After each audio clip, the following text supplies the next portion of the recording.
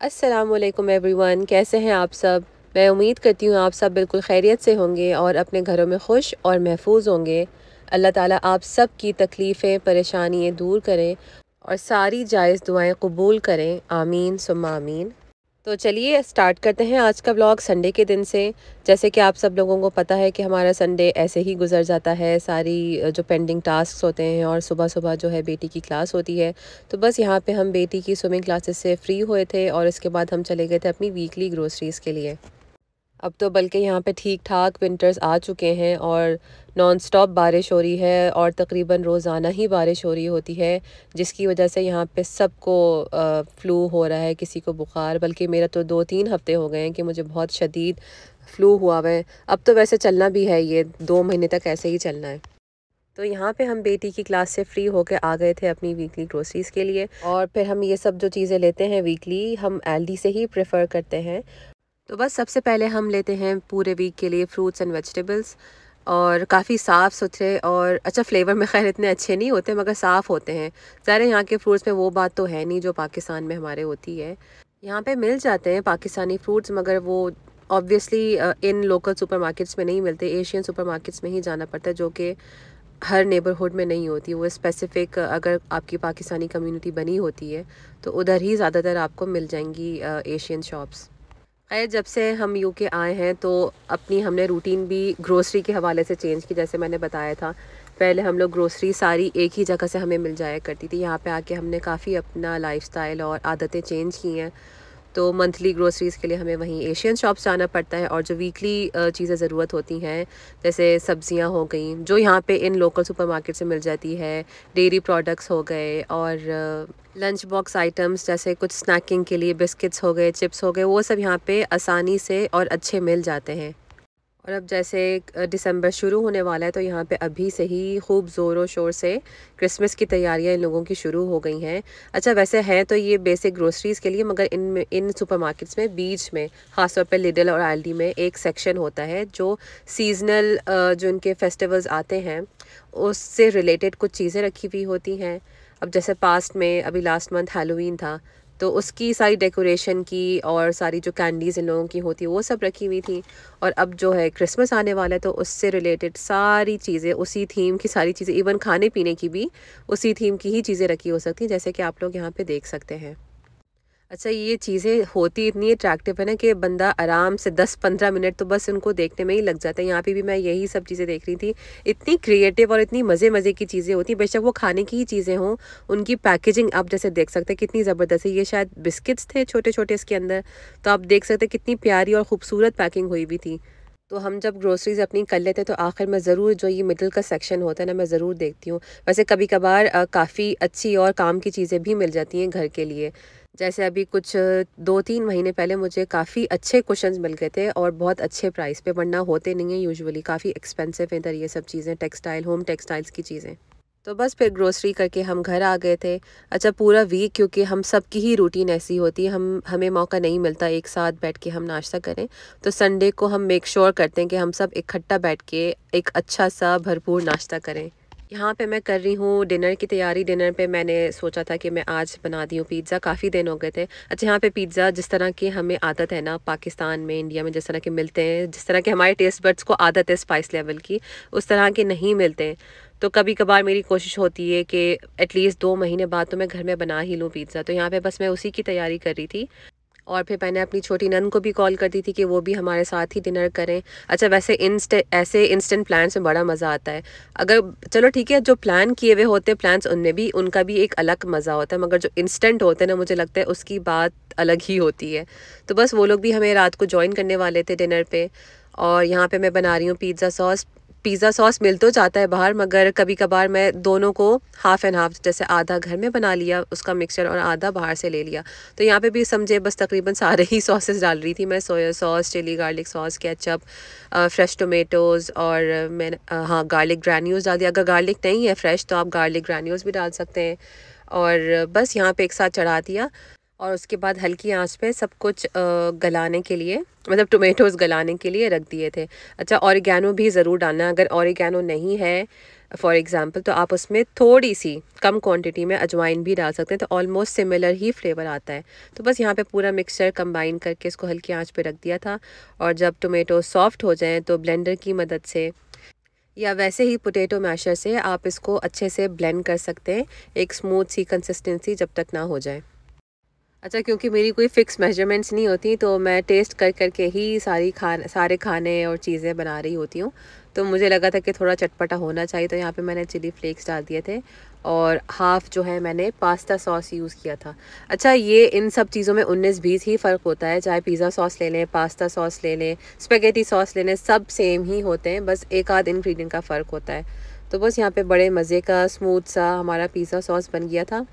और side by side मैं pasta भी बॉईल कर रही थी, क्योंकि मेरे हस्बैंड ने फरमाइश की थी कि उनको पिज़्ज़ा के साथ रशियन सैलेड भी खाना है, तो वो भी बना रही थी मैं साथ। वैसे आपस की बात है, अगर रशियंस जो असल में हैं वो देख लें हम पाकिस्तानी कैसे बनाते हैं रशियन सैलेड, तो वो तो शायद बेहोश हो जाए।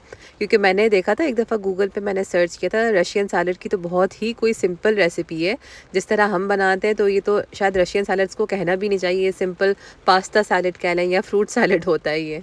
क्योंकि जो एक्चुअल ऑथेंटिक रेसिपी है ना, जहाँ तक मुझे याद पड़ता है, उसमें सिर्फ बॉइल्ड एग्स जाते हैं, बॉइल्ड पोटैटोज़, और ज़ाहिर है अगर नॉन मुस्लिम्स हैं तो वो लोग हैम डाल देते हैं, मटर डाल देते हैं, तो बस बेसिक सिंपल चीज़ें डालती हैं, हम लोगों की तरह सारे लवाजमात नहीं।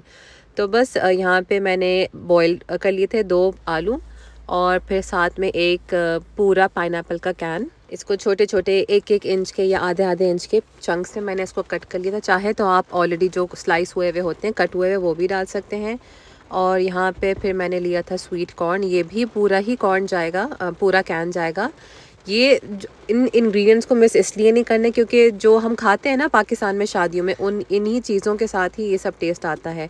साथ में मैंने तकरीबन 250 ग्राम्स जो फ्रोज़न वेजिटेबल्स मिलती हैं वो भी डाल दी थी। मैंने इस वक्त गरम गरम डाल दी थी, आप लोग मत डालिएगा। उसके बाद मैंने हाफ़ खीरा कह लें वो डाला था। और मेक श्योर करिएगा कि इसकी जो ये सीड्स होती हैं ना, जो पल्पी सा फ्लैशी सा पार्ट होता है, वो नहीं डालिएगा, उसको फेंक दीजिएगा, क्योंकि वो फिर आपका सारा जो सैलेड है वो उसकी कंसिस्टेंसी बहुत लिक्विड ही कर देगा और ख़राब हो जाएगा। तो बस मैंने मिडल जो उसका पार्ट होता है वो हटा दिया था और उसको भी बारीक बारीक क्यूब्स में कट कर लिया था। ये इससे भी अच्छा, ये एक वाहिद इंग्रेडिएंट है। और हाँ, शिमला मिर्च, खीरा और शिमला मिर्च के साथ मुझे लगता है जो एक खुशबू उठती है ना इस सैलेड की, वो बस बेहतरीन कर देती है। फिर खीरे के बाद मैंने यहाँ पे डाल दिया था एक बड़ा सा एप्पल। उसके बाद मैंने डाली शिमला मिर्च, आप चाहें तो किसी भी कलर की ले सकते हैं, मेरे पास रेड अवेलेबल थी तो सारी, मगर मैंने रेड डाल दी ताकि थोड़ा कलरफुल हो जाए। ये सब तमाम चीज़ें डालने के बाद मैंने इसमें डाल दिया था चीनी अपने हिसाब से। चीनी हम लोग ज़्यादा ही प्रेफर करते हैं, मीठा मीठा। उसके बाद मैंने डाल दी थी डबल क्रीम, और फिर थोड़ा मेयो डाला। अपने हिसाब से आप डाल लें जो भी कंसिस्टेंसी रखनी, तीनों की आप इक्वल भी रख सकते हैं। अब दही, मेयो और क्रीम की कंसिस्टेंसी इक्वल। और फिर आखिर में मैंने थोड़ी एक किक के लिए काली मिर्च डाल दी। और यहाँ पे मैं डाल रही हूँ योगर्ट। ये क्योंकि यहाँ पे मेरे पास ग्रीक योगर्ट था, थिक योगर्ट था, तो मैंने इसके 2 से 3 टेबलस्पून ही डाले थे। मगर कोशिश करिएगा आप लोग तीनों की क्वांटिटी, जो तीनों सॉसेस हैं, मेयो, योगर्ट और क्रीम, उनकी इक्वल क्वांटिटी डालें। और यहाँ मैंने पिज़्ज़ा की जो टॉपिंग्स हैं उसकी तैयारी कर ली थी। अच्छा, जो शिमला मिर्च और प्याज है उसको मैंने थोड़ा सा सीज़न कर दिया था सॉल्ट और ऑरिगेनो से। और साथ में मैंने यहाँ पे बनाया था लेमन एंड मिंट मोहितो या लेमनेड, जो भी कह लें, जिसके लिए मैंने 3-4 लेमन का जूस ले लिया था। उसमें मैंने हैंडफुल ऑफ मिंट लीव्स डाल दिए, अपने हिसाब से चीनी डाल दी, और फिर उसको अच्छे से उसको ब्लेंड कर लिया और उसका मिक्सचर बना के अलहदा रख लिया था। अच्छा, ये मिक्सचर आप पहले से बना के रख सकते हैं जैसे मैंने किया था, और फिर एंड में सोडा वाटर या 7 अप के साथ सर्व करिएगा। अच्छा, बाकी सब तैयारी के बाद फिर मैंने जो डो रखा था राइस होने के लिए उसको चेक किया। डो मैं घर में ही बना लेती हूँ, बाहर से क्योंकि यहाँ पे अल्कोहल फ्री नहीं मिलता है डो। रेडीमेड डो भी ले सकते हैं अगर आप पाकिस्तान में हैं या किसी भी मुस्लिम कंट्री में हैं, मगर यहाँ पे जहाँ मैंने देखा तो उसमें अल्कोहल था, तो फिर मैं घर में ही प्रेफर करती हूँ। घर में ज़ाहिर है अच्छा, सबसे अच्छा तो घर में ही सारी चीज़ें बन जाती। तो बस यहाँ पे डो एक और दफ़ा मैंने रख दिया था राइस होने के लिए।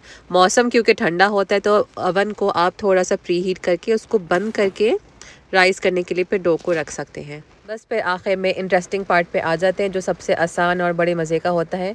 सबसे पहले मैंने स्प्रेड किया पिज़्ज़ा सॉस। अच्छा, यहाँ पे मैं जो डो मैंने स्प्रेड किया था, इसको मैं पोक करना भूल गई थी फ़ोर्क से। वो ज़रूर करिएगा, वरना आपका अनइवनली डो राइज़ करेगा। फिर सॉस के बाद मैंने बेस पे डाल दिया था चीज़, ताकि वो सारी टॉपिंग्स को होल्ड करे। उसके बाद मैंने वेजिटेबल्स डाल दी थी। फिर चिकन मैंने प्री मैरिनेट करके रख लिया था एक दिन पहले ही, और उसको कुक कर लिया था। उसके बाद ऑलिव्स, हैलोपिनो, फिर एक और दफ़ा चीज़ डाल दी थी। फिर मैंने ये छोटे छोटे चिकन कबाब के निबलेट्स बना लिए थे शान के सीख कबाब मसाले के साथ, तो वो डाल दिए थे मैंने, उसकी टॉपिंग। फिर एक और दफ़ा चीज़। अच्छा, चीज़ बार बार डालती हूँ मैं, और हल्की ही थोड़ी थोड़ी ही डालती हूँ हर लेयर में, ताकि सारी टॉपिंग्स अच्छे से ही चिपक जाएं और होल्ड करें, गिरे नहीं इधर उधर। और फिर ऑरिगेनो डाल दें या फिर मिक्स्ड हर्ब डाल दें, तो ये आपका पिज़्ज़ा बेक होने के लिए रेडी हो गया। पिज़्ज़ा को मैंने रखा था 180 से थोड़ा सा ऊपर रखा था, और तकरीबन 15 मिनट के लिए, 15 से 20 मिनट के लिए रखिएगा। सबके अवन पे डिपेंड करता है। और ये हमारा ज़बरदस्त सा जायंट पिज़्ज़ा तैयार है। अच्छा, राउंड पिज़्ज़ा मैंने इसलिए नहीं किया क्योंकि यहाँ पे वो होल्स वाले जो होते हैं ना पैन, वो मिलते हैं, उस पर मुझसे सही से नहीं मिलता है। तो मैंने फिर इसको डायरेक्ट जो अवन की ट्रे होती है उसी पे ही डायरेक्ट मैंने उसका जो डो होता है स्प्रेड कर दिया था। और मैं डो को पतला ही गूंथती हूँ, ताकि मैं उसको डायरेक्टली आराम से ही स्प्रेड कर सकूँ, बजाय कि उसको मैं बेलन से बेलूँ और फिर शेप बनाऊँ। तो पतला ही गूंथती हूँ मैं। और ये रही हमारे मिंट लेमनेड की फ़ाइनल लुक। अच्छा, मैंने 7 अप नहीं यूज़ की थी, मैंने स्पार्कलिंग वाटर यूज़ किया था। तो मैंने सिरप में ज़्यादा चीनी की क्वांटिटी यूज़ की थी, तो बहुत मज़े का रिफ़्रेशिंग बना था। और ये रहा साथ ही हमारा खाने की टेबल का फ़ाइनल लुक। अच्छा, मैंने पिज़्ज़ा भी 2 बनाए थे, एक मैंने अभी अवन में ही रखा था इस वक्त, और रशियन सैलेड भी बहुत मज़ेदार। और मेक श्योर करिएगा कि ठंडा इसको आप सर्व करें। तो बस ये कुछ नेक्स्ट डे की क्लिप्स हैं। मंडे था, ये मैं बेटी को होमवर्क करवा रही थी। अच्छा, जब उसको कुछ चीज़ें मुश्किल लगती हैं ना होमवर्क में समझने में, तो मैं उसको यूट्यूब पे लगा देती हूँ, ताकि उसको थोड़ी आसानी हो जाए समझने में। और आजकल वैसे भी बच्चों को तो बहुत ही शौक़ होता है टीवी देखने का, यूट्यूब देखने का। तो क्यों ना इसका थोड़ा पॉजिटिव वे में फ़ायदा उठाया जाए, कि जहाँ पे बच्चों को कुछ प्रॉब्लम हो रही हो या हमसे नहीं सही समझ पा रहे हों, तो इस तरह की वीडियोस काफ़ी हेल्पफुल होती हैं। तो मैंने तो अभी 1-2 महीने से यही तरीका यूज़ करना शुरू कर दिया है। तो बस इसी के साथ साथ आज का व्लॉग हम यहीं ख़त्म करते हैं। मैं उम्मीद करती हूँ आपको मेरे पिछले व्लॉग्स की तरह इंशाल्लाह ये व्लॉग भी ज़रूर पसंद आएगा। और अगर आप नए हैं मेरे चैनल पे, तो प्लीज़ मेरे चैनल को ज़रूर सब्सक्राइब करिएगा। नेक्स्ट व्लॉग तक के लिए टेक केयर एंड अल्लाह हाफिज़।